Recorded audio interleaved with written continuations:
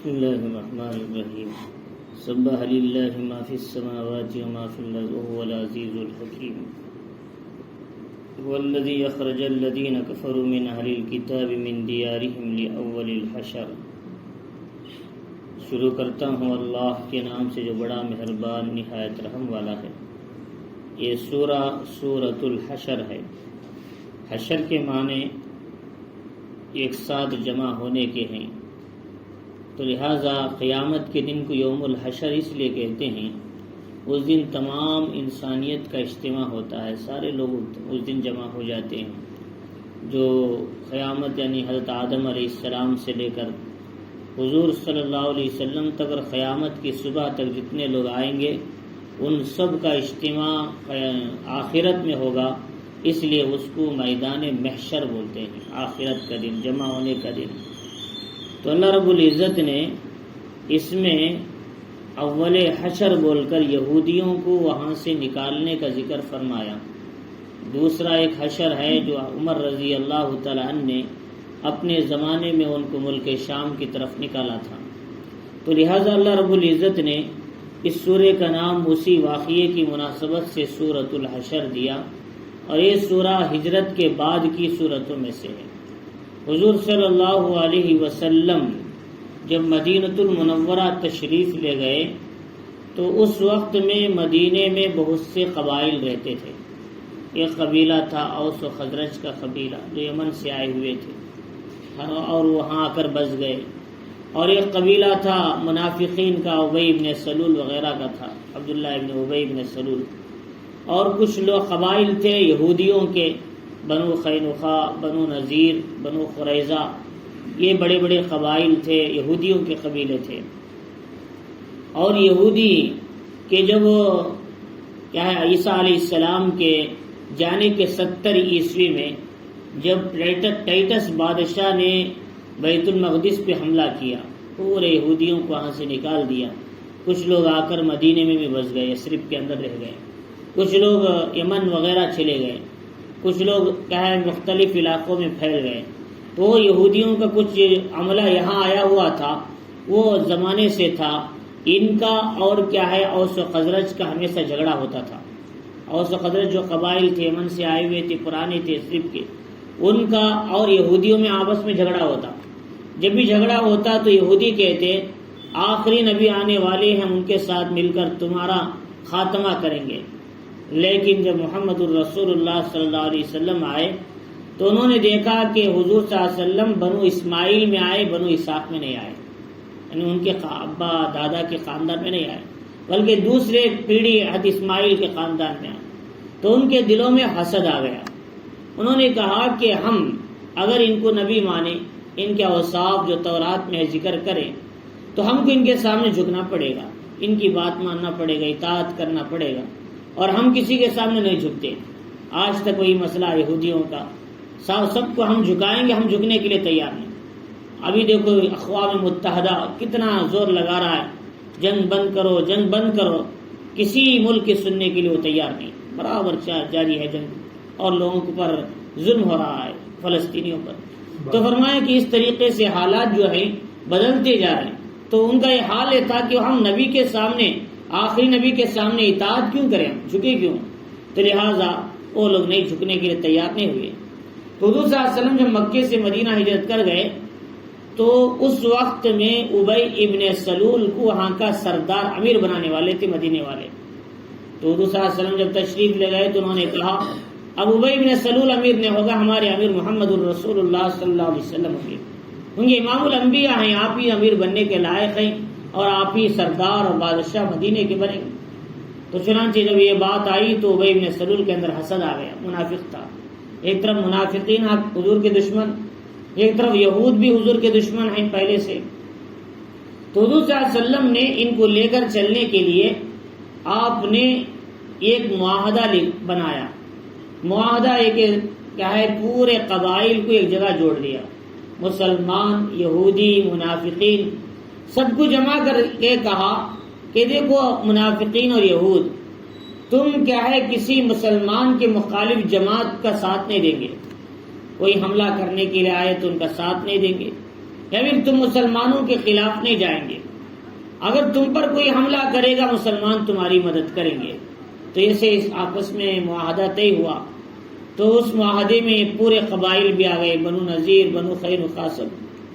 حضور صلی اللہ علیہ وسلم نے سب سے پہلا جو قبیلہ بنو قینقاع جو تھا، اس نے حضور صلی اللہ علیہ وسلم سے عہد کو توڑ دیا، کیا ہے کچھ مسلمانوں کو مار دیا یا ان کے خلاف اپنا لشکر نکالا، جو 700 لوگ تھے، بڑے جنگجو تھے، اور عبداللہ ابن سلام رضی اللہ تعالیٰ عنہ کے خاندان سے تھے وہ، تو لہذا یہودی تھے۔ تو حضور صلی اللہ علیہ وسلم سے عہد توڑنے کی وجہ سے حضور صلی اللہ علیہ وسلم نے ان کے خلاف سرکشی یعنی لشکر کشی کا حکم دیا، تو لشکر کشی کی ان کے پاس طرف کی گئی، تو انہوں نے 15 دن تک اپنے قلعے میں بند ہو گئے۔ انہوں نے قلعے بنا لیے تھے مدینے میں، جب دشمن کا حملہ ہو تو قلعے میں محفوظ ہو جائے، کوئی ان کے خلاف نہ جائے یا پھر ان کو نقصان نہ ہو۔ تو انہوں نے قلعے کے اندر رہ گئے 10-15 دن۔ حضور صلی اللہ علیہ وسلم کے محاصرے کے بعد آخر مجبوراً ان کو باہر نکلنا پڑا، ان کے لوگوں کو گرفتار کر لیا۔ گرفتار کر کے طے ہوا ان کے مردوں کو قتل کر دیا جائے۔ تو ابی بن سلول جو تھا منافقوں کا سردار، اس نے حضور صلی اللہ علیہ وسلم سے گزارش کی اللہ کے نبی ان کو قتل نہ کیا جائے، میں سفارش کرتا ہوں، کیوں ان میں ہاتھ ملایا ہوا تھا دونوں۔ تو چنانچہ حضور صلی اللہ علیہ وسلم نے چھوڑ تو دیا، فرمایا لیکن یہ لوگ یہاں نہیں رہ سکتے، یہاں سے مدینے سے باہر چلے جائے۔ چنانچہ ان لوگوں نے وہاں سے مدینے سے نکل کر ملک شام کا علاقہ ازروعات میں چلے گئے۔ ملک شام سیریا، اس علاقے میں چلے گئے۔ آج بھی یہود کا بڑا مجمع سیریا کے سرحدوں میں رہتا ہے، تو لہذا تو اس وقت یہ لوگ وہاں سے خالی ہو گئے مدینے سے، ان کو ذلت و رسوائی کے ساتھ وہاں سے نکلنا پڑا۔ لیکن ایک دوسرا قبیلہ تھا، قبیلہ بنو نذیر جن کا قبیلہ تھا، اور یہ بنو قینقاع ان کا سردار تھا کعب ابن اشرف، سلام ابن ابی وقیص۔ ان کو حضرت محمد ابن مسلمہ رضی اللہ تعالیٰ عنہ کو حضور صلی اللہ علیہ وسلم نے بھیجا، جاؤ کعب ابن اشرف کا کام تمام کر کے آؤ۔ انہوں نے جا کر اس کو قتل کر دیا، اس کو کام تمام کر دیا تاکہ اس کی شرارتیں مدینے کے اندر دوبارہ نہ چل سکیں۔ اور دوسرا جو قبیلہ تھا بنو نذیر کا، انہوں نے بھی مدینے کے اندر شرارت شروع کر دی۔ حضور صلی اللہ علیہ وسلم کے احد کا زمانہ تھا 3 سن ہجری میں، اس وقت میں جنگ احد کے بعد حضور صلی اللہ علیہ وسلم کے پاس ایک قبیلے والے آئے۔ انہوں نے آ کر کہا کہ اللہ کے نبی علیہ الصلوۃ والسلام ہمارے علاقے والے اسلام قبول کر لیے ہیں، اپنے قاریوں کو ہمارے پاس بھیجے۔ تو حضور صلی اللہ علیہ وسلم نے اپنے کچھ قاری پڑے ہوئے لوگوں کو ان کے پاس بھیجا تاکہ ان کو قرآن سکھائے۔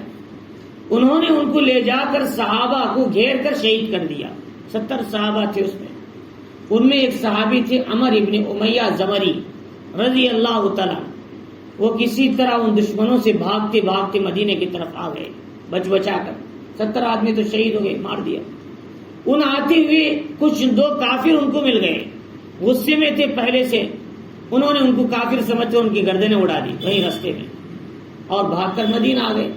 بعد میں پتا چلا کہ وہ بنو عامر کے لوگ تھے، حضور صلی اللہ علیہ وسلم سے معاہدہ کیا ہوا تھا، حضور صلی اللہ علیہ وسلم سے ان کی دوستی تھی، معاہدہ تھا، ایسے لوگوں کو مارنا جائز نہیں، جن سے معاہدہ ہوا۔ انہوں نے 2 آدمی کو مار دیا، اب کیا کریں؟ ان کے خون کا پیسہ ادا کرنا پڑے گا حضور کو، دیت جسے کہتے ہیں، ایک آدمی کی قیمت خون کی۔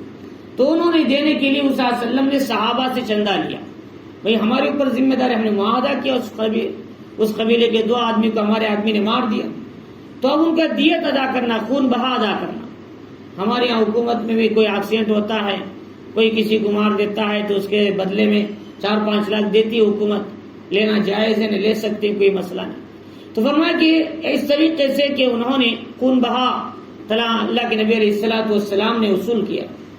انہی میں بنو نذیر جو قبیلہ تھا یہودیوں کا، ان کے پاس بھی گئے، اس لیے کہ ان سے بھی معاہدہ تھا مسلمانوں کا، بھئی تم بھی ذرا مدد کرو۔ انہوں نے کہا اللہ کے نبی ہم مدد کرنے کے لیے تیار ہیں، ذرا آپ تشریف رکھیے، بیٹھیے۔ حضور صلی اللہ علیہ وسلم جب بیٹھے تو انہوں نے اپنے یہود کو حکم دیا جا کر اوپر سے پتھر گراؤ تاکہ نبی ختم ہو جائے، ان کا مسئلہ ہی ختم ہو جائے۔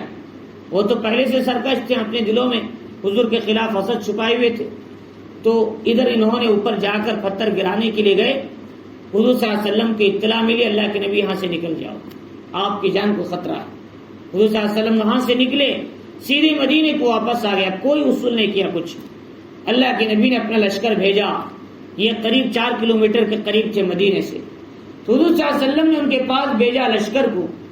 تقریباً 25 دن تک ان کے محل کا محاصرہ کیا گیا، قلعے کا محاصرہ کرنے کے بعد وہ لوگ باہر آنے کے لیے تیار نہیں۔ ان کے کچھ کھجور کے باغات تھے، حضور نے حکم دیا کہ اب یہ لوگ باہر آنے کے لیے تیار نہیں، اسے جلانا شروع کرو۔ جب یہ جلائیں گے تو باہر نکلیں گے، تو کیسے نکلیں گے؟ تو پہلے سے سرکشی کی، وعدہ توڑ دیے۔ اور یہ جلانا بھی اللہ کے نبی کی طرف سے نہیں تھا، اللہ کی طرف سے حکم تھا، اس کا ذکر قرآن میں آ رہا ہے دوبارہ۔ تو چنانچہ تو اللہ کے نبی علیہ السلام نے جب وہ درختوں کو جلانا شروع کیا، وہ لوگ ڈر گئے، ہمارے درخت نقصان پہنچا رہے ہیں، ہماری جان کو بھی نقصان ہو سکتا ہے، چلو صلح کر لیں۔ چنانچہ انہوں نے صلح کرنے کے لیے تیار ہو گئے، ہم جلا وطن ہونے کے لیے تیار، تم جو سزا دینے کے لیے دو ہم تیار ہیں۔ تو انہوں نے کہا اچھی بات، تم یہاں سے نکل جاؤ، سوائے ہتھیار کے بقیہ ساری چیزیں لے جا سکتی لیکن ہتھیار نہیں لے جا سکتے۔ چنانچہ تم یہاں سے نکل کر خیبر کی طرف چلے جاؤ۔ تمام کا تمام علاقہ اپنے گھروں کو اپنے ہاتھوں سے توڑنے لگے، اپنے گھروں کو توڑ دیا اپنے ہاتھوں سے۔ مسلمانوں نے بھی ان کے باغات کو، گھروں کو توڑ دیا، اور انہوں نے اپنے گھروں کو کیوں توڑا؟ تاکہ مسلمان اس گھروں سے فائدہ نہ اٹھائے آئندہ، ان کا توڑنا ان کے فائدے کے لیے۔ چنانچہ سارے کنڈیاں، دروازے، بستر، یہ سارے تیر سب کا سب اٹھا کر سامان لے کر خیبر میں چلے گئے۔ وہاں جا کر یہ لوگ بس گئے، مدینے میں ان کا مجمع خالی ہو گیا، ان کا فتنہ کم ہو گیا۔ جن کا نام بنو نذیر تھا، ان کا جو سردار تھا کہا ہے کعب ابن اسد۔ تو چنانچہ حضور صلی اللہ علیہ وسلم نے ان کے یہاں سے نکالنے کے بعد 4 سن ہجری میں غزوہ بنو نذیر پیش آیا، بہت سارا مال مسلمانوں کو ملا، کہے اطراف بستی کے مال و غنیمتیں، چیزیں، اسباب، بہت سی چیزیں مسلمانوں کے ہاتھوں آئی۔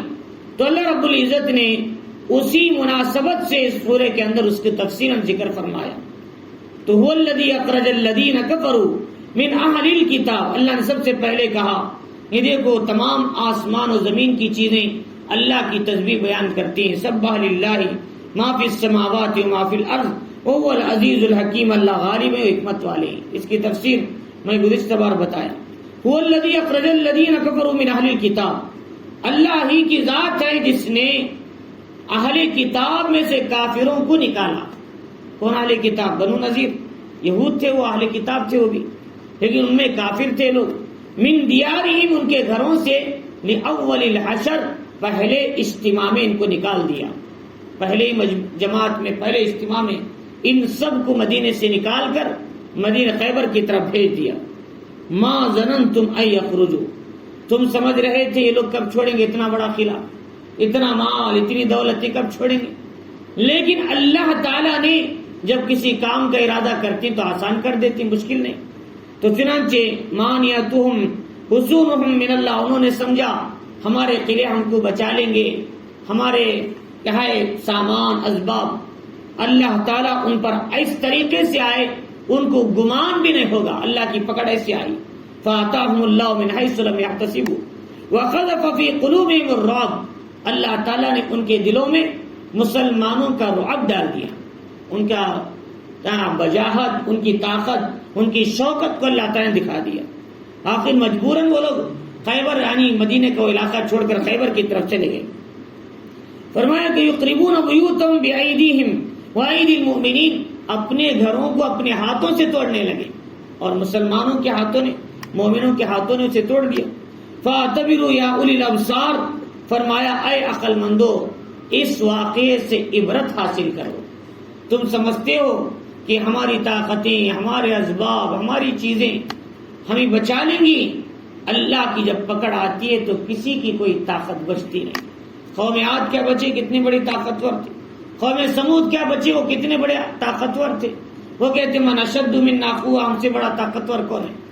آج جو اسرائیل سوچ رہا ہے کہ مجھ سے بڑا دنیا میں کوئی نہیں، ہم پوری دنیا کی طاقتوں میں سب سے اعلیٰ ہیں۔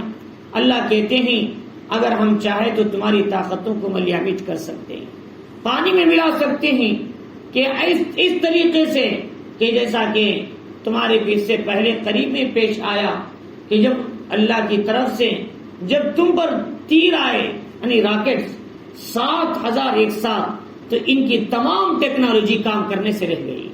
اللہ کا وہ نظام ہی ہے، اللہ چاہے تو ایسے اور بھی پیش کر سکتے. تو چنانچہ اللہ تعالیٰ فرماری کہ اللہ تعالیٰ نے ان واقعات میں عقل مندوں کے لیے عبرت اور نصیحت رکھی ہے. اس واقعے میں اللہ کے نبی علیہ الصلوۃ والسلام کے زمانے میں ایک قبیلہ تو بھی مدینے سے نکل گیا. ایک قبیلہ تھا، وہ قبیلہ بھی قینقاع، وہ بھی نکل گیا ملک شام کی طرف. ایک اور قبیلہ تھا، فرمایا کہ وہ قبیلہ بنو قریظہ تھا. تو بنو قریظہ قبیلہ جو تھا وہ کیا ہے مدینے میں رہتا تھا.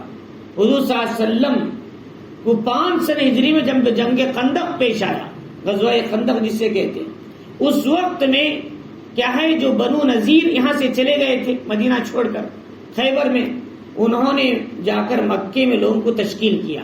مسلمانوں کے خلاف جانا لڑنا ہے، ایک مضبوط جنگ لڑیں گے، مسلمانوں کو صفحہ ہستی سے ختم کر دیں گے. مدینے سے تمام قبائل کو جمع کر لیا، تقریباً 12,000 کا مجمع بن گیا کافروں کا. مسلمان 1,500 2,000 2,500 کے اندر تھے. اب مسلمان مدینے کے علاقے میں ہیں، ہر طرف سے مسلمانوں پر حملہ کرنے کے لیے کافر آ گئے. ابو سفیان، خالد ابن ولید ابھی اسلام لے لائے تھے. حضور صلی اللہ علیہ وسلم کو پتا چلا بڑا قبیلہ، بڑے قافلے مدینے کے اوپر حملہ کرنے کے لیے آ رہے. تو حضور صلی اللہ علیہ وسلم نے صحابہ سے مشورہ کیا. تو صحابہ اکرام نے کہا ہم جنگ کرنے کے لیے تیار، اپنی جانیں دینے کے لیے تیار. حضرت سلمان فارسی رضی اللہ تعالیٰ عنہ سے مشورہ کیا. وہ ملک شام کے رہنے والے یعنی ایران کے رہنے والے تھے، فارس کے. تو ان سے کہا کہ کیا کیا جائے، آپ جانتے ہیں جنگیں لڑی جاتی، ایران اور فارس میں زیادہ جنگیں لڑتے ہیں. تو انہوں نے کہا گڑھا کھودا جائے تاکہ ان کا لشکر مدینے کے اندر نہ گھسے. چوڑا سا گڑھا گہرا، جب وہ لوگ آئیں گے تو ان کے جانور نیچے گڑھے میں گر جائیں، اندر نہ آ سکیں گے. تو چنانچہ گڑھا کھودا گیا، خندق جسے بولتے ہیں. ہم لوگ جو مدینہ المنورہ میں جاتے ہیں، ادھر بھی پہاڑی ادھر بھی پہاڑی. لیفٹ سائڈ میں چھوٹی چھوٹی مسجدیں ہیں، مسجد ابو بکر، مسجد عمر، مسجد بلال، چھوٹی چھوٹی مسجد لیفٹ سائڈ میں. ادھر بھی پہاڑ، بیچ کا جو رستہ ہے وہ 2 پہاڑوں کے بیچ میں خندق کھودا گیا. آج اس کے اوپر بڑے روڈ بنی ہوئی ہے، آرام سے زیارت کرنے والے جاتی. ایک ہائی وے پڑا ہوا ہے، 100-200 فٹ کا روڈ پڑا ہوا ہے. تو فرمایا وہ بڑا روڈ جو ہے وہی خندق کھودا گیا تھا وہاں پر. چنانچہ مورخ تحقیق کرنے والوں نے مدینے میں بتایا ان لوگوں نے یہاں خندق تھی.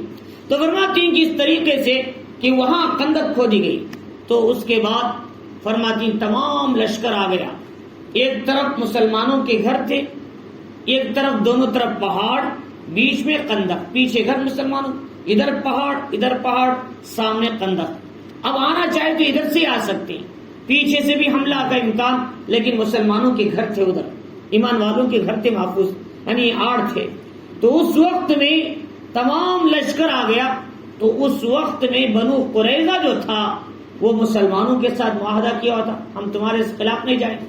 لیکن بنو نذیر نے ان کو پیداوار خیبر کی دینے کے لالچ دے کر کہا کہ تم ہمارے ساتھ مل جاؤ، ہم تمہیں پیداوار دیں گے، بہت سی غلہ اناج دیں گے تاکہ تمہارے فائدہ بھی ہو، ہمارا فائدہ بھی. تو چنانچہ بنو قریظہ نے عہد کو توڑ کر مسلمانوں کے خلاف آ گئے جنگ میں. وہ بھی اب ایک طرف پہلے سے 4-5 قبیلے تھے، اب بنو قریظہ بھی آ گئے. سب کے سب مل کر مدینے پر حملہ اور یہ محاصرہ کر لیا. تقریباً 1 مہینے کا محاصرہ تھا، وہ لگ گئے. اب ادھر سے ایک عبداللہ ابن عبد ود ایک آدمی تھا، بڑا 100 پہلوانوں کے برابر سمجھا جاتا. تو وہ آیا مقابلے کے لیے ایک طرف سے گھس کر. تو حضرت علی کو حکم دیا جاؤ اس کا مقابلہ کرو. حضرت علی نے ایک ہی پچھاڑ میں اسے نیچے گرا دیا اور ختم کر دیا، اسے جہاں ہے اس کی گردن اڑا دی. حضرت علی رضی اللہ تعالیٰ عنہ کو اللہ تعالیٰ نے بڑی طاقت اور قوت عطا فرمائے. خیبر کا دروازہ آپ اکیلے کھینچے تھے اس وقت جب نکلنے کے لیے تیار. تو چنانچہ اب ادھر سے پورا محاصرہ ہوا ہے. اللہ کے نبی علیہ الصلوۃ والسلام نے دعا پڑھی، اللہم استر عوراتنا وآمن روعاتنا، اے اللہ ہماری کمزوری کو پردہ پوشی فرما، ہماری جو کمزوری ہے اندرونی اس پر پردہ پوشی فرما، اور وہ آمن روآتنا، ہمیں جو ڈر ہے اس کو امن عطا فرما، وہ ڈر سے خوف سے ہمیں امن دے دے، کیونکہ ہر طرف سے حملے کا امکان ہے۔ تو اللہ کے نبی علیہ الصلوۃ والسلام کی دعا کرنے کے بعد اب صحابہ کو اطمینان ہوا۔ اب 30 دن کے محاصرے کے بعد کہے کچھ تیر بھی آئے، کچھ صحابہ زخمی بھی ہوئے، تو اس وقت میں اللہ کی طرف سے ایک تیز ہوا آئی۔ وہ ہوا اتنی تیز تھی کہ ان کے خیمے اکھڑ کر جانے لگے، جانور بھاگنے لگے، دیگچیاں اڑنے لگی، ایک دوسرے کے منہ چہرہ دیکھنے کے قابل نہیں تھا۔ تو ابو سفیان نے کہا چلو بھائی ہمارے قافلے نکل جائیں، اب یہاں ٹھہرنے کا کوئی فائدہ نہیں۔ اللہ کی مدد آ گئی ان کے اوپر۔ اللہ نے قرآن فرمائی جاؤکم من فوقکم من اسفل منکم وَإِذْ زَاغَتِ الْأَبْصَارُ وَبَلَغَتِ الْقُلُوبُ الْحَنَاجِرَ وَتَظُنُّونَ بِاللَّهِ الظُّنُونَ، اللہ تعالیٰ سورہ احزاب میں فرماتے ہیں۔ تو لہذا تمہاری آنکھیں پھٹی کی پھٹی رہ گئی، تمہارے کلیجے منہ کا آنے لگے، اور جو کمزور ایمان والے تھے سمجھے آج تو ہم ختم ہی ہو گئے، اللہ تعالیٰ کے بارے میں غلط غلط گمان کرنے لگے۔ لیکن ایمان والے کہیں یہ اللہ اس کے رسول کا سچا وعدہ ہے، اللہ کا وعدہ تھا کہ جنگیں ہوگی، تمہارے خلاف اٹھیں گے، لیکن تم زبردستی دین پر قائم رہو گے، یہ اللہ کا وعدہ پورا ہونے والا ہے۔ چنانچہ منافقین کہنے لگے چلو چلو بھائی اب خطرہ ہے، نکل جائے یہاں سے، ہمارے گھر محفوظ نہیں۔ اس وقت میں مختلف جو کمزور ایمان والے تھے سب نکل گئے۔ تو فرماتے اس وقت میں اللہ تعالیٰ نے مسلمانوں کی مدد کی، ہوا کے ذریعے سارا کا سارا قافلہ واپس ہو گیا، اور مسلمان اطمینان کے ساتھ مدینے میں رہنے لگے۔ لیکن بنو قریظہ نے ہاتھ توڑا تھا۔ اللہ کے نبی علیہ الصلوۃ والسلام جب جنگ کا لباس اتارنے لگے تو جبریل امین آئے، اللہ کے نبی آپ اپنا لباس مت اتاریے، ابھی دوسرے لشکر کو ختم کرنے کے لیے جانا بنو قریظہ کی طرف۔ حضور صلی اللہ علیہ وسلم نے کہا چلو پھر لشکر سے لڑنا ہے، مقابلہ کرنا ہے۔ صحابہ بھوکے پیاسے، سردی کا زمانہ، چپل نہیں، کھانا نہیں، بڑے مشکلات میں زندگی گزار رہے تھے۔ تو صحابہ اس وقت میں بھی کھڑ گئے، جم گئے، اور بنو قریظہ کے پاس پہنچے۔ فرمایا وہاں عصر کی نماز بنو قریظہ میں جا کر پڑھی جائے۔ اللہ کے نبی علیہ الصلوۃ والسلام نے کہا تو صحابہ سب کے سب عصر وہاں چلے گئے، جا کر ان کے قلعے کا محاصرہ کر لیا۔ محاصرہ کرنے کے بعد کئی روز تک وہ آپ اندر باہر نہیں آئے، قریب 25 دن، مہینہ۔ تو آخری میں انہوں نے کہا کہ ہم سعد ابن عبادہ، سعد ابن معاذ جو سعد ابن عبادہ تھے، ان کے فیصلے پر راضی ہیں، وہ ہمارے سردار ہیں، اگر وہ آ کر فیصلہ کریں تو ہم ان کے فیصلوں پر راضی۔ چنانچہ سعد بن عبادہ رضی اللہ تعالیٰ عنہ وہ تشریف لائے، تو ان کو آ کر ان سے کہا گیا کہ دیکھو یہ لوگ آپ کے فیصلے پر راضی ہیں، آپ جو کہتے ہیں اس کے مطابق۔ اور تو خزرج کے بڑے ذمہ دار بھی تھے، 2 صحابہ، سعد بن معاذ، سعد بن عبادہ۔ تو انہوں نے آ کر یہ فیصلہ کیا کہ ان سے کہا کہ تم جو فیصلہ کریں گے ہم اس کو ماننے کے لیے تیار، قلعے کا دروازہ کھول دیں گے۔ تو انہوں نے کہا اچھی بات، میرے فیصلے کو تم ماننے کے لیے تیار ہو؟ ہاں ماننے کے لیے تیار۔ ان کے لیے خیمہ لگایا گیا قریب میں، اور کیا ہے انہوں نے فیصلہ یہ دیا کہ ان کے تمام مردوں کو قتل کر دیا جائے، اور دوسرا ان کی عورتوں کو غلام بنا لیا جائے، اور ان کے مالوں کو مسلمانوں میں تقسیم کر دیا جائے۔ اللہ کے نبی نے فرمایا یہ فیصلہ اللہ نے آسمانوں پر بھی کیا ہے، تم نے جو فیصلہ کیا آسمانوں پہ فیصلہ ہوا۔ چنانچہ تمام ان کے مردوں کو قتل کر دیا گیا تاکہ ان کی شرارتیں دوبارہ نہ اٹھے۔ اس کے بعد قلعہ چھوڑ دیا۔ اب مسلمان بنو قریظہ سے بھی نجات پا لیے، بنو قینقاع سے بھی، بنو نذیر سے بھی۔ اب مدینہ مکمل یہودیوں کی سازش سے صاف ہو گیا، تمام قبائل سے۔ اب مدینے میں کون رہے؟ منافق تو تھے کہ وہ ان کا کام کرتے رہے، ان میں ابی بن سلول کا کام تو ہی شرارت کرنا۔ لیکن ایک دن وہ وقت آیا اس نے بھی مر کر دنیا سے چلا گیا، اللہ کے نبی کو آخری دم تک ستاتا رہا۔ اس کا انتقال ہوا تو رسول اللہ صلی اللہ علیہ وسلم کے پاس اس کے بیٹے عبداللہ رضی اللہ تعالیٰ عنہ، بیٹا مسلمان تھے، باپ منافق تھا۔ اللہ کے نبی میرا باپ مر گیا، آپ کا جھبا دیجیے۔ اللہ کے نبی نے فرمایا منافق ہے، میرے کو اسے جھبا کیوں دوں؟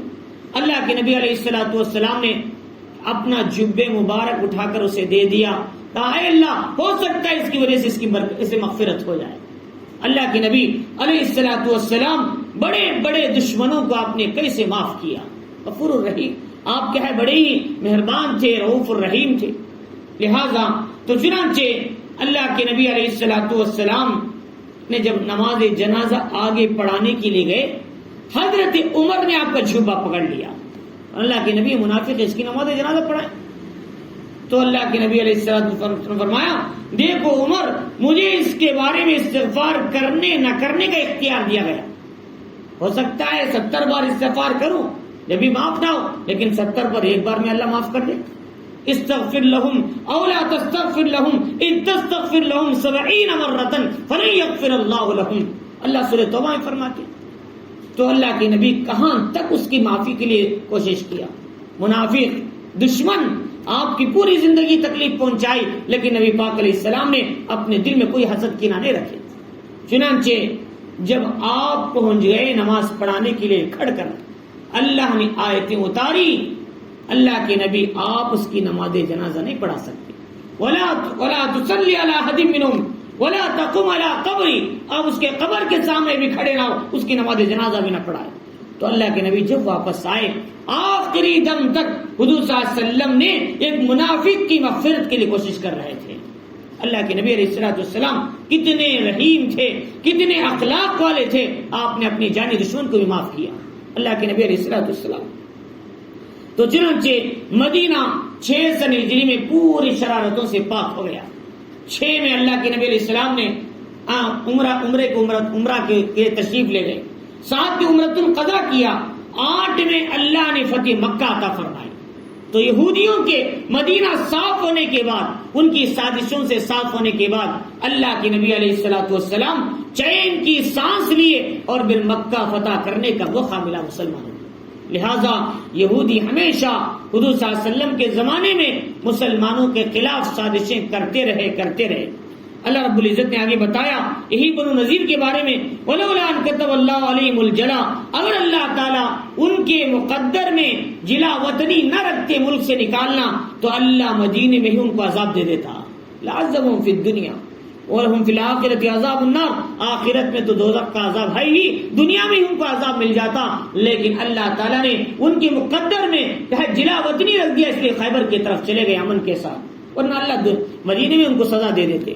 ذالک بأنہم شاقوا اللہ ورسولہ، کیوں؟ اس لیے کہ انہوں نے اللہ اس کے رسول سے مقابلہ کیا، مخالفت کی۔ ومن یشاق اللہ، جو اللہ سے مخالفت کرے، لڑے، ان کے مقابلے میں آئے، فإن اللہ شدید العقاب، اللہ سخت سزا دینے والے ہیں۔ ایسے لوگ ما قطعتم من لینۃ، اور جو تم نے کھجور کے درخت کاٹے، ان کے جو محاصرہ کرنے کی وجہ سے باہر نہیں آئے، تو تم نے اطراف آگ لگائی، اور درخت قائمۃ علی اصولہا، کچھ درختوں کو چھوڑ دیا، فبإذن اللہ، یہ بھی اللہ کی طرف سے ہی تھا۔ اللہ کے نبی نے کوئی ظلم نہیں کیا ان پر۔ بعض باتیں اللہ کی اجازت سے نبی کرتے ہیں، اپنی طرف سے کچھ کام نہیں کرتے۔ بعض لوگ کہتے ہیں اللہ کے نبی کیوں ظلم کیا، ان کے جھاڑ درخت کیوں کاٹے؟ تو مجبوراً تھی، اللہ کی طرف سے تقاضا تھا، اگر تم درخت کاٹو گے تو قلعہ چھوڑ کر باہر آئیں گے، ورنہ کتنوں ان کا محاصرہ کریں۔ تو چنانچہ اللہ تعالیٰ وَلِيُخْزِيَ الْفَاسِقِينَ، تاکہ فاسق گنہگاروں کو رسوا کر دے دنیا میں۔ وَمَا أَفَاءَ اللَّهُ عَلَىٰ رَسُولِهِ، اللہ نے کہا جو نبی پاک علیہ السلام کے ہاتھ اللہ نے جو مال غنیمت بنو نذیر کا تمہیں عطا کیا، مال، فرمایا یہ مال تمہیں بغیر محنت کے مل گیا، تم نے نہ گھوڑے دوڑائے، نہ سفر کیا، صرف 3 کلومیٹر کا فاصلہ تھا مدینے میں، تو نہ تم نے اونٹ چلائے نہ گھوڑے دوڑائے، اللہ نے بغیر محنت کے تمہیں مال دے دیا۔ اور جو بغیر لڑے، بغیر محنت کے پیسہ آتا ہے، اس مال کو مال فی کہتے ہیں۔ یسألونک عن الفی، فرماتے ہیں کہ فی کے بارے میں لوگ آپ سے پوچھتے ہیں، فرمایا کہ وہ اللہ اس کے رسول منافع ہے مسکین غریبوں کے لیے۔ تو چنانچہ وہ مال جو بغیر لڑے کے مسلمانوں کے ہاتھ آئے گا اسے مال فی کہتے ہیں، لیکن لڑنے کے بعد جو مال ملتا ہے اس مال کا نام مال غنیمت ہے۔ مال غنیمت اسے لڑنے کے بعد ملتا ہے۔ تو اللہ نے کہا وَلَٰكِنَّ اللَّهَ يُسَلِّطُ رُسُلَهُ عَلَىٰ مَن يَشَاءُ، اللہ اپنے رسول کو اپنے رسول جس پر چاہے مسلط کر دیتے ہیں۔ وَاللَّهُ عَلَىٰ كُلِّ شَيْءٍ قَدِيرٌ، اللہ ہر چیز پر قادر ہے۔ پھر اللہ تعالیٰ نے کہا دیکھو جیسے مال غنیمت میں 5 حصے بنانا ہے اللہ کے لیے، اور کیا ہے اس کے رسول علیہ السلام کے لیے، رشتہ داروں کے لیے، یتیموں کے لیے، مسکینوں کے لیے، مسافروں کے لیے، بالکل اسی طرح مال فی میں بھی 5 حصے کرنا ہے۔ ایک اللہ اس کے رسول کے لیے بیت المال پہنچا دینا، ایک حصہ غریبوں کے لیے دینا، ایک حصہ رشتہ داروں کے لیے دینا جو لڑے ہیں، ایک حصہ مسکینوں کے لیے دینا، ایک حصہ مسافروں کے لیے دینا، یہ حصہ تقسیم کر دینا، یہ مال جو ہے بچ گیا ہے، ایک حصہ تو اللہ اس کے رسول کے لیے نکال دینا، وہ حصہ کیا ہے اللہ اس کے رسول کے بیت المال میں محفوظ رہے گا۔ اسی کو قرآن میں وَاعْلَمُوا أَنَّمَا غَنِمْتُمْ فَأَنَّ لِلَّهِ خُمُسَهُ وَلِلرَّسُولِ وَلِذِي الْقُرْبَى وَالْيَتَامَى وَالْمَسَاكِينِ وَابْنِ السَّبِيلِ، یہ 5 حصے اللہ تعالیٰ نے پارہ نمبر 10 کے اندر پہلے صفحے میں بتایا، ان میں خمس ایک حصہ نکال دینا ہے اللہ اس کے رسول کے لیے بیت المال میں، بقیہ 4 حصے مجاہدین کے لیے، مسافرین غریب جو ہیں جو آئے ان سب میں تقسیم کر دیا جائے گا۔ اب اللہ تعالیٰ نے کہا ما فاء اللہ علی رسول من اہل القری، بستی والوں کا جو مال تمہیں ملا ہے مال فی، یہ کس کس کے لیے؟ اللہ کے لیے اور رسول کے لیے، یعنی بیت المال، وَلِذِي الْقُرْبَى رشتہ داروں کے لیے، وَالْيَتَامَى یتیموں، وَالْمِسْکِین غریبوں کے لیے، وَابْنِ السَّبِیل مسافروں کے لیے۔ کیوں ایسا؟ تاکہ یہ مال صرف غریبوں کے اندر، مالداروں کے اندر ہی کیا چکر نہ لیتا رہے۔ پہلے زمانے میں ایسا ہوتا جب کوئی سردار، کوئی رئیس، کوئی بادشاہ کوئی ملک کو فتح کرتا، کسی جنگ میں جیتتا، سارا مال اپنے لیے ہڑپ کر لیتا تھا، اپنے خزانے میں رکھ لیتا، جو کام کرتے غریب مسافر ان کو نہ دیتے تھے۔ اللہ نے کہا اسلامی اصولیں نہیں، جو محنت کرتے ہیں، جو کوشش کرتے ہیں، جو غربا ہیں، وہ مال کو ان میں تقسیم کر دیا جائے۔ آپ کو معلوم ہونا چاہیے سلطنت عثمانیہ 650 سال جنہوں نے حکومت کیا، وہ کیوں؟ وہ مال غنیمت کو جمع نہیں رکھتے تھے، مال ادھر آتا جا کر غریبوں میں بانٹ دیتے تھے، مال مسافروں میں، غریبوں میں، بھوکوں میں، اور ایسے بانٹتے تھے صورت تک پتہ نہیں چلتی تھی۔ وہ لوگ رات کو اٹھتے باہر دیکھتے تو گھروں کے سامنے اناج کی بوری پڑی ہوتی تھی، گھروں کے سامنے اشرفیوں کی تھیلیاں ہوتے تھے، مجبور ہوتے، غریب ہوتے، پتہ بھی نہیں چلتا۔ رات میں عثمان بادشاہ گھر گھر جا کر ان کے گھروں کے سامنے ٹوکریاں پھلوں کی رکھ کر آتا تھا، جب جا کر سلطنت عثمانیہ نے 650 سال کام کیا۔ وہی عراق کا معتصم بادشاہ، عراق کا جو بادشاہ تھا معتصم باللہ، اس نے مال جواہرات بچا کر رکھ لیے۔ جب ہلاکو خان نے بغداد پر قبضہ کیا تو جب اس نے کھولا تو حوضوں کے اندر اشرفیاں پڑی ہوئی تھی۔ اس نے کہا کہ جب کھانے کی ضرورت پڑی معتصم باللہ کو، اس نے کہا کھانا لاؤ، مجھے بھوک لگی ہے، وہ قید کر دیا اسے ہلاکو خان منگول نے۔ تو اس وقت اس نے کہا اسے ہیرے جواہرات لے جا کے پلیٹ میں دو تاکہ کھائے۔ انہوں نے کہا میں کھا نہیں سکتا تو یہ جو کام کرنے والے مسافرین ہیں، یہ فوجی ہیں، ان کو دیتا تو آج تیرے خلاف کھڑے ہوتے، تیرے حق میں کھڑے ہوتے، تو نے ان کا نہیں سوچا، اس لیے آج ہیرے جواہرات تیرے کچھ کام نہ آئے۔ تو لہٰذا جنہوں نے ہیرے جواہرات کو، مال کو غریبوں میں تقسیم کیا، وہی لوگ ایک دن رعایا مسلمان بادشاہ کے حق میں کھڑی ہوگی۔ تو چنانچہ سلطنت عثمانیہ کا اہم راز یہی ہے، آج جتنا بھی مال حاصل ہوتا سب کا سب غریبوں میں تقسیم کر دیتے، 1 روپیہ بھی نہیں رکھتے تھے اپنے پاس، سوائے ضرورت کے بقدر جو فوجیوں کو ضرورت پڑتی تلواروں کے، ہتھیاروں کے، اس کے علاوہ سب کا سب خرچ کر دیتے تھے۔ تو چنانچہ مالداروں میں ایسا پہلے ہوتا تھا، اللہ نے اس رسم کو رد کرنے کے لیے کہا وَمَا آتَاكُمُ الرَّسُولُ فَخُذُوهُ، پھر اللہ تعالیٰ نے کہا دیکھو رسول علیہ السلام جس بات کا حکم دے اس پہ عمل کرو، جس سے منع کرے اس سے رک جاؤ۔ لوگ کہتی ہیں حدیث پر عمل کرو، تو کسی آدمی سے کہیں کہ بھائی فلاں پہ عمل کرو، فلاں بات پہ عمل کرو، انہوں نے کہا کیا کوئی آیت پیش کر سکتی حدیث کی؟ کوئی آیت قرآن کی پیش کر سکتی اس مسئلے پر؟ ہم حدیث ماننے کے لیے تیار نہیں۔ قرآن کیا کہتا ہے؟ اللہ کے نبی جس کا حکم کرے اس پہ عمل کرو، جس سے منع کرے اس سے رک جاؤ، یہی تو حدیث کہتی ہے، اور قرآن جو کہتا ہے وہ حدیث جو کہتی ہے قرآن کہتا ہے۔ لہٰذا حدیث کا ماننا بھی قرآن کے ماننے کی طرح، حدیث بھی دلیل ہے قرآن کی طرح، تو لہٰذا ہم حدیث نہیں مانتے، سیدھے قرآن کی آیت ڈائریکٹ دلیل پیش کرو۔ تو قرآن کہتا ہے اللہ کے نبی نے جو منع کیا اس سے رک جاؤ، اللہ کے نبی نے جو کرنے کو کہا وہ کرو، اسی کا نام تو دین اور شریعت ہے۔ تو لہٰذا تو حدیث پڑھ لینے کے بعد، حدیث دلیل میں مل جانے کے بعد پھر قرآن کی آیت کو دلیل میں پوچھنا غلط بات ہے، اللہ کے نبی کی بات ہی مضبوط۔ اور فرمایا اس کے بعد اللہ تعالیٰ فرماری کہ واتقوا اللہ، اور اللہ سے ڈرو، ان اللہ شدید العقاب، اللہ تعالیٰ سخت سزا دینے والے ہیں، للفقراء المہاجرین الذین اخرجوا من دیارہم۔ اللہ تعالیٰ نے بھی سمجھایا مال غنیمت تو غریبوں میں تقسیم ہونا ہی ہے، غریبوں میں، کمزوروں میں، فقراء میں، مسکین میں، یا پھر بیت المال میں، فوجیوں میں۔ لیکن یہ بات ذہن میں رکھو ان تمام میں سب سے زیادہ مستحق وہ لوگ ہیں جو دین کی خدمت کیا کرتے ہیں، دین کی جو خدمت کرتے ہیں، غریب ہیں، کمزور ہیں، پہلے ان کا سوچو، پہلے ان کے بارے میں غور کرو جو دین کی خدمت میں لگے۔ اس کے لیے اللہ تعالیٰ نے صحابہ اکرام جو مدینے میں اپنا مال، اپنی جائیداد، اپنے کھیت، اپنے باغات، اپنے گھر سب چھوڑ کر تنے تنہا صرف ایک جوڑے میں مکے سے مدینہ گئے تھے، فرمایا یہ سب سے پہلے مستحق اس مال کے۔ اللہ نے قرآن میں فرمایا وَلِلْفُقَرَاءِ الْمُهَاجِرِينَ الَّذِينَ أُخْرِجُوا مِنْ دِيَارِهِمْ وَأَمْوَالِهِمْ، وہ فقراء اس کے مستحق ہیں سب سے پہلے جو ہجرت کیا، جن کو نکالا گیا ان کے گھروں سے، ان کے مالوں سے، اللہ کے دین کے خاطر انہوں نے ہجرت کیا تھا۔ تو یہ جو ہجرت کی کس لیے؟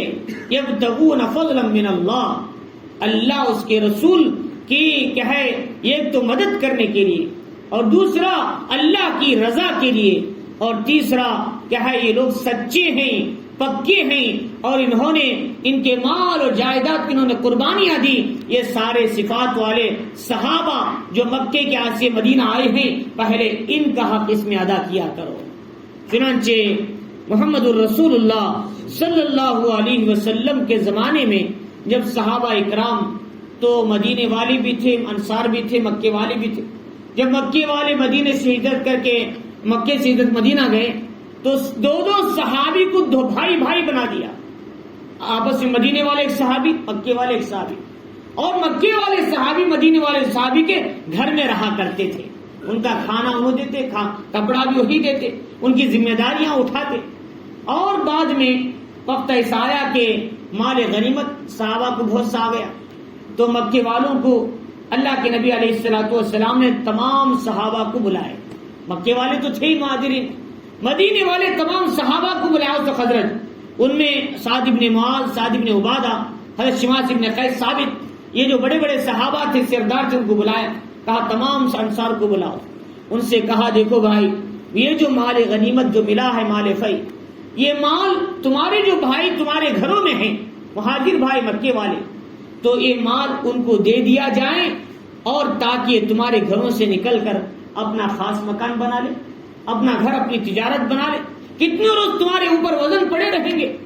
تو لہذا صحابہ اکرام نے، انصار نے کہا اللہ کے نبی ہم تو دل سے راضی ہیں، ان کا مال اٹھا کے ان کو ہی دے دیں، ہم کو کوئی ضرورت نہیں ان کے مال کی، اور دوسرا یہ الگ رہنے کی ضرورت نہیں، یہ مال لے کر بھی ہمارے گھروں میں رہے۔ اللہ کے نبی علیہ الصلوۃ والسلام نے انصار کے لیے دعا فرمائی، اے اللہ انصار پر رحم فرما، انہوں نے اپنے دین کا پورا حق ادا کر دیا، مال بھی لگائے، جان بھی لگائے، اور بلکہ اپنے ساری چیزیں دوسروں پر قربان کرنے کے لیے تیار ہو گئے، اور ایک روپیہ مال غنیمت کا مدینے میں حاصل ہوا لینے کے لیے تیار نہیں، اپنے بھائیوں کو ترجیح دے رہے ہیں۔ اللہ کے نبی علیہ الصلوۃ والسلام نے فرمایا اگر کہیں صحابہ اکرام کی جماعت چلنے لگے، ایک طرف مہاجر جائے ایک طرف انصار جائے، تو میں انصار کی جماعت کے ساتھ جاؤں گا۔ اللہ کے نبی نے فرمایا کتنا حضور صلی اللہ علیہ وسلم انصار سے محبت کیا کرتے تھے، مدینے والوں سے۔ تو چنانچہ حضور صلی اللہ علیہ وسلم نے آ کر پوچھا کیا میں یہ مال کو دے سکتا ہوں؟ انہوں نے کہا اللہ کے نبی ضرور دے دیے، خوش دلی کے ساتھ۔ ہاں دو صحابی تھے، ابو دجانہ، ایک اور صحابی تھے غریب تھے، اللہ کے نبی نے ان کو صرف دیا، بقیہ سارا کا سارا مال مہاجرین میں تقسیم ہو گیا، مکے والوں میں۔ چنانچہ اللہ کے نبی علیہ الصلوۃ والسلام نے کہا اسی کا قرآن نے ذکر کیا، اور دوسری جو جماعت تھی، دوسری ان کے بعد دوسرا حق اگر کسی کو دینا ہے مال فی تو انصار ہے، پہلے مہاجر بھائی، والذین اتبعوا الدار والایمان من قبلہم، وہ صحابہ جنہوں نے اپنے جن کے گھر پہلے سے مدینے میں تھے اور جن کا ایمان پہلے سے تھا، جو مدینے میں سب سے پہلے ایمان لائے تھے ان سے بھی پہلے، اور یہ وہ صحابہ ہیں یحبون من ہاجر الیہم، جو ان کی طرف مکے سے مدینہ ہجرت کر کے آئے، ان سے دل و جان سے محبت رکھتے ہیں۔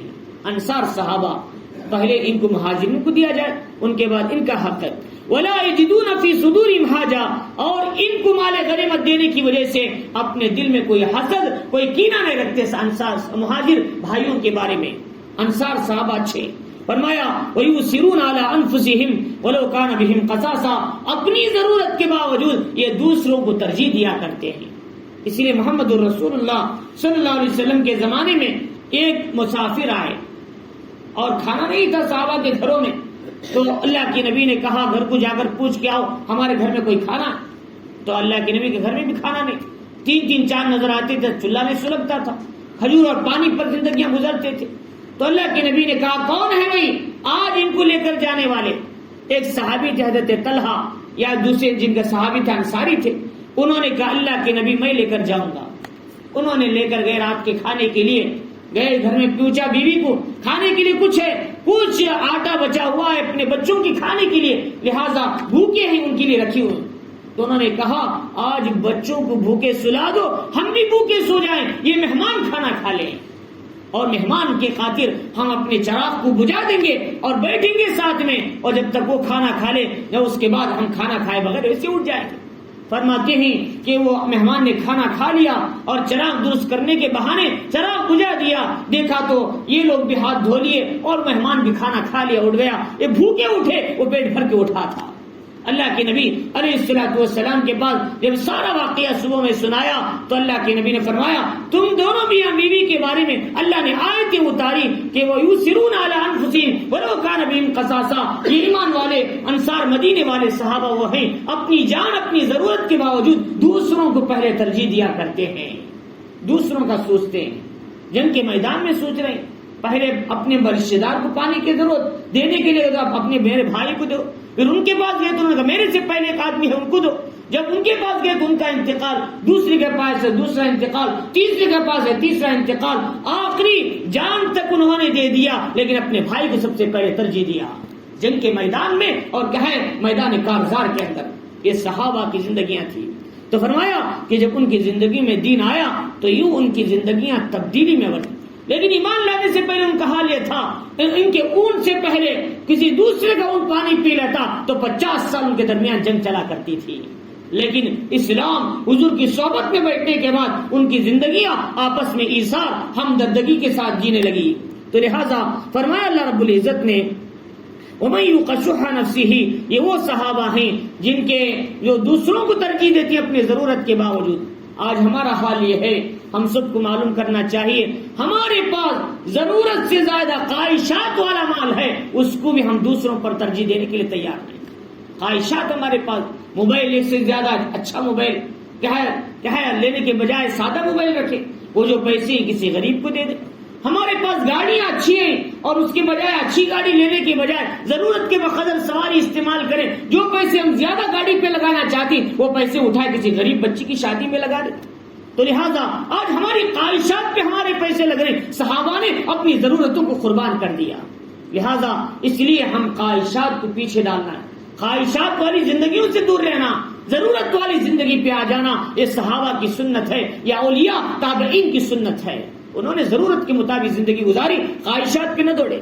تو چنانچہ تو دوسرے درجے میں انصار صحابہ تھے اس مال کے مستحق، اللہ نے سمجھایا۔ پہلے درجے میں مہاجر صحابہ جنہوں نے سارا کا سارا مال چھوڑ کر صرف مدینے میں اللہ کے دین کے خاطر آئے تھے، ان کے بعد کون نہیں یہ مال میں حصہ دینداری کے لحاظ سے دین کے خیال کرتے ہوئے تیسرا حصہ ہے جو صحابہ مہاجر اور انصار کے بعد آنے والے تابعین تبع تابعین اولیاء اللہ جو نیک ہیں، فرمایا یہ اس مال غنیمت کے مال فے کے سب سے پہلے مستحق بنتے ہیں۔ لہذا صحابہ کے زمانے میں تو حضور نہیں تھے، یا تابعین کے زمانے میں تو جنگیں نہیں تھی، لیکن آئندہ کبھی یہ جنگ کا ماحول آ جائے، کبھی جنگ پیدا ہو جائے، کبھی لشکر کشی ہو، جب مال ملے تو کیا اصول؟ فرمایا ایسے لوگوں کو دیکھا جائے جو دین کے خاطر اپنی قربانیاں دے رہے ہیں اور اپنے آپ کو کھپا رہے ہیں۔ فرمایا تابعین تبع تابعین اولیاء اللہ نیک لوگ اس کے مستحق بنتے ہیں، سب سے پہلے ان کا خیال کرو، ان کو دیا کرو۔ یا پھر مجاہدین اسلام جو اپنی زندگیوں کو اپنے آپ کو اپنے گہے سر پر کفن باندھ کر اللہ کے دین کے لیے کھڑے ہوئے، ایسے لوگوں کی مدد کیا جائے، ایسے لوگ سب سے پہلے مستحق۔ چنانچہ والذین جاؤوا من بعدہم، آج بھی امت کا بڑا طبقہ ایسا ہے، ہم کو معلوم ہونا چاہیے کہ امریکہ کے ابو غریب جیل میں ہزاروں عورتیں ہزاروں مرد بے گناہ اندر سڑ رہے ہیں، پریشان ہیں، ان کو کوئی چھڑانے والا نہیں ہے۔ فرمایا اپنے مالوں کو دے کر چھڑانا کتنا بڑا ثواب ہے۔ اللہ کے نبی فرمایا وفک الرقاب، غلام کا چھڑانا یہ بھی اللہ کے نبی کی عظیم سنت ہے، بڑا ثواب کا کام ہے۔ اپنے زکات کے مال سے بھی کبھی کبھی ان کی مدد کیا کر سکتے ہیں۔ تو چنانچہ اسی لیے فلسطین کے 6000 مسلمان اسرائیل کے اندر ظلم و بربریت کا شکار ہو رہے ہیں، ان کو چھڑانے والا کوئی نہیں، ان کے اوپر بھوکے کتے اور شیروں کو چھوڑا جاتا ہے تاکہ ان کے ساتھ کیا ہے ظلم و بربریت کا بازار گرم کرے۔ یہ حال وہاں کے لوگ سہ رہے ہیں اس وقت بھی دنیا کے اندر. تو لہذا فرمایا غلاموں کو چھڑانا اور بے قصور قیدیوں کو چھڑانا، فرمایا یہ بھی نیک کام ہے، اس میں بھی لگا اپنے مال. تو لہذا اللہ رب نے فرمایا والذین جاؤوا من بعدہم، ان کے بعد جو مستحقین، جو ان کے بعد آنے والے وہ لوگ ہیں، ربنا اغفر لنا ولاخواننا الذین سبقونا بالایمان، وہ لوگ جو دعا کرتے ہیں اے اللہ ہماری مغفرت فرما ہمارے ایمان والے بھائی جو ہم سے پہلے ایمان لائے، ہم سے پہلے ہجرت کیا، ہم سے پہلے دین کی قربانیاں دی، ہم سے پہلے اللہ کے راستے میں اپنی جان مال وقت لگایا، ایسے لوگوں کی مغفرت فرما، ایسے لوگوں کو پہلے ان کا حصہ ملنا چاہیے. مطلب یہ ہے صحابہ سے محبت کرنے والوں کو دیا جائے، صحابہ کی سنتوں سے محبت کرنے والے، صحابہ کے طریقوں سے محبت کرنے والے. اس لیے امام مالک رحمۃ اللہ علیہ فرماتے ہیں جو صحابہ سے محبت نہیں کرتے وہ اس مال کے مستحق بھی نہیں. اسے رافضی وہ صحابہ کو گالیاں دیتے ہیں، برا بلا کہتے ہیں، حضرت عمر کو برا بلا کہتے ہیں، ایسے لوگ اس مال کے مستحق ہی نہیں. جو لوگ حضرات صحابہ سے محبت کرتے ہیں یہ سب سے پہلے مستحق کہلاتے ہیں. فرمایا کہ وَلَا تَجْعَلْ فِي قُلُوبِنَا غِلًّا لِّلَّذِينَ آمَنُوا، پھر دعا کرتے ہیں اللہ ایمان والوں کے تعلق سے ہمارے دلوں میں کسی قسم کا کینہ اور حسد پیدا مت فرما. صحابہ اکرام آپس میں ایک دم نیک دل تھے، اور ایمان والے جو نیک لوگ ہوتے ہیں جو صحابہ سے محبت کرتے ہیں وہ کہتے ہیں جو ہم سے پہلے چلے گئے ان کے تعلق سے ہمارے دلوں کو کینہ اور حسد سے پاک فرما، ان کی محبتیں ہمارے دل میں ڈال دے. صحابہ اکرام پوری زندگی حسد اور کینے سے پاک تھے. فرمایا کہ ربنا انک رؤوف الرحیم، پھر وہ کہتے ہیں اللہ آپ بڑے مہربان ہیں اور بڑے رحم کرنے والے ہیں. چنانچہ حضرات صحابہ اکرام رضوان اللہ تعالی علیہم اجمعین نے اپنی پوری زندگی حسد اور کینے کی بیماریوں سے دور رہے. فرمایا حسد اور کینے سے دور رہنا یہ جنت والوں کی صفات ہیں. محمد الرسول اللہ صلی اللہ علیہ وسلم نے حدیث سے فرمایا یا بنیا ان تصبح وتمسی لیس فی قلبک غش لاحد، اے بیٹا اگر تجھ سے ہو سکے تو صبح شام کرے تو تیرے دل میں کسی کے بارے میں کینہ اور حسد نہ ہو. ذالک من سنتی، یہ میری سنت ہے. من احب سنتی فقد احبنی، جس نے میری سنت سے محبت کیا اس نے مجھ سے محبت کیا. من احبنی کان معی فی الجنہ، جو مجھ سے محبت کرے وہ جنت میں میرے ساتھ ہوگا. محمد الرسول اللہ صلی اللہ علیہ وسلم فرمایا حسد اور کینے سے بچنا میرے ساتھ جنت میں ہونے کا ذریعہ ہے. فرمایا یہ عظیم سنت ہے حضور کی. فرمایا صحابی جنت حضور صلی اللہ علیہ وسلم کی مجلس میں آئے، فرمایا کوئی جنتی صحابی کو دیکھنا ہے تو دیکھ لو. وہ آئے اٹھ کر چلے گئے. دوسرے دن تیسرے دن آخر میں ایک صحابی عمر بن العاص رضی اللہ تعالیٰ عنہ کے گھر گئے، کہا میرے گھر میں ذرا اختلاف ہو گیا، میں تمہارے گھر میں رہنا چاہتا ہوں. اس زمانے میں صحابہ کوئی اجنبی آتے تو بھی ان کو اپنے گھر میں 3 دن رکھ لیتے تھے. انہوں نے جا کر دیکھا ان کے رات صبح کے اعمال کیا ہیں، اللہ کے نبی نے ان کو جنتی ہونے کا بشارت دی. تو دیکھا کوئی الگ عمل نہیں ہے، وہی نماز، وہی روزہ، وہی زکات، وہی حج، وہی رات کے اوابین چاش نوافل، اس کے علاوہ کچھ ایکسٹرا نہیں. فرمایا کہ بھئی میرا کام مسئلہ ختم ہو گیا، واپس جاتا ہوں. پوچھا کہ آنے کی وجہ کیا تھی؟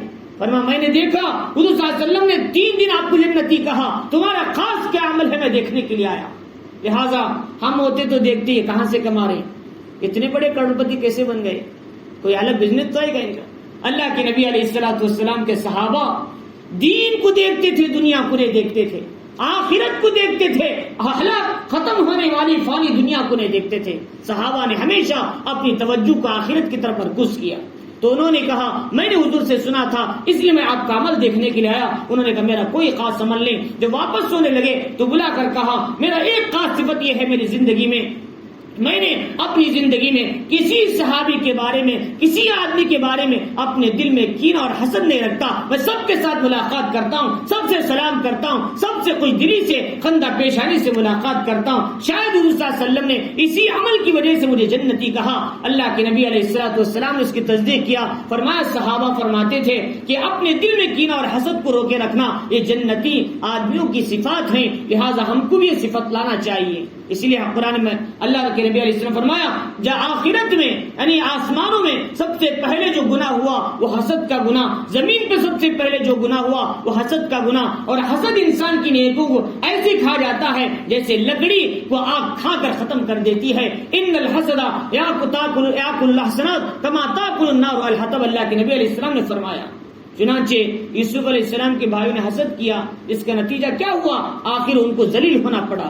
تو چنانچہ صحابہ اکرام سے جو محبت کرتے ہیں وہ مال فی کے، مال غنیمت کے تیسرے نمبر پر سب سے زیادہ مستحق ہے، لہذا یہ دیندار لوگ اس کے زیادہ مستحق ہے سمجھایا۔ بہرحال اس میں احکام سمجھائے، کس کو کتنا ملنا چاہیے اور کن کن کو دینا چاہیے، کون زیادہ کہے مال غنیمت کے اور دین کے لشکر کے سب سے زیادہ مستحق ہیں، وہ بھی اس میں سمجھایا۔ پھر سمجھایا ایمان والوں کے دعا کرنا چاہیے، ربنا اغفر لنا ولاخواننا الذين سبقونا بالایمان ولا تجعل في قلوبنا غلا للذين آمنوا ربنا انك رؤوف رحیم۔ ہر نماز کے بعد ایمان والوں کی دعا کرنا چاہیے تاکہ ہماری بھی محبت حضور کے صحابہ سے ہو جائے، حضور کے صحابہ اور ان کے مہاجر اور انصار صحابہ سے ہو جائے۔ تو لہذا بہرحال تو ان آیتوں کے اندر اللہ رب العزت نے سب سے پہلی بات یہ بتائی کہ دیکھو اللہ تعالیٰ جب کسی کو پکڑنا چاہتے ہیں اللہ اسباب کے محتاج نہیں، انسان سارے مادی وسائل کے باوجود بھی اللہ کی پکڑ سے نہیں بچ سکتا، اس لیے ہمیشہ اللہ سے مدد مانگنا ہے اور اپنے اسباب اپنے وسائل پر کبھی بھروسہ نہیں کرنا ہے۔ اور دوسری بات یہ بتائی اللہ رب العزت نے کہ دیکھو کہ اللہ تعالیٰ جب کہ ہے اللہ تبارک و تعالیٰ نے ایمان والوں کو کیا ہے بغیر کسی محنت کے مال غنیمت عطا کیا، اللہ تعالیٰ ایمان والوں کو کیا ہے ایسی کامیابی عطا فرماتے ہیں۔ تیسری بات یہ بتائی کہ دیکھو مال غنیمت جو ہے صرف رئیس جو سردار امیر اور جو ذمہ دار ہے وہ حاصل کرنے کے نہیں، بلکہ اس مال کو غربا میں، کمزوروں میں، فقیروں میں اور جو مجاہدین میں تقسیم کیا جائے۔ فرمایا کہ اللہ کے نبی نے جو بات کا حکم دے اسی کا نام حدیث ہے، قرآن ہے، اور جس سے منع کریں اس سے رکنے کا نام دین ہے۔ اور جب کوئی دلیل پوچھی جائے اس کے لیے حدیث پیش کریں تو پھر انہیں پوچھنا قرآن میں کہا ہے، اس لیے کہ حدیث ہی قرآن ہے، قرآن جو کہتا ہے حدیث ہے، الگ سے پھر قرآن کی آیتیں دلیل میں پیش کرنا اور پوچھنا یہ قرآن اور حدیث کا انکار کرنے کے برابر ہے۔ اور اس کے بعد یہ بتا اللہ تعالیٰ نے سب سے پہلا مقام اللہ کے نبی علیہ السلام فرمایا مال غنیمت کے مستحق مہاجر صحابہ، ان کے بعد صحابہ انصار ہیں، لہذا انصاری صحابہ کا مقام مہاجرین سے بھی زیادہ ہے اللہ کے نبی علیہ السلام کے نزدیک۔ پھر ان کے بعد آنے والے نیک صحابہ جو حضور سے، صحابہ سے، مہاجر سے، انصار سے محبت کرتے ہیں، یہ لوگ اس مال کے زیادہ مستحق ہیں۔ تو اللہ تعالیٰ ہمیں ان آیتوں کو سمجھنے اور اس سے فائدہ اٹھانے اور اس سے خاص طور سے ان واقعات سے نصیحت اور عبرت لینے کی ہم سب کو توفیق عطا فرمائے۔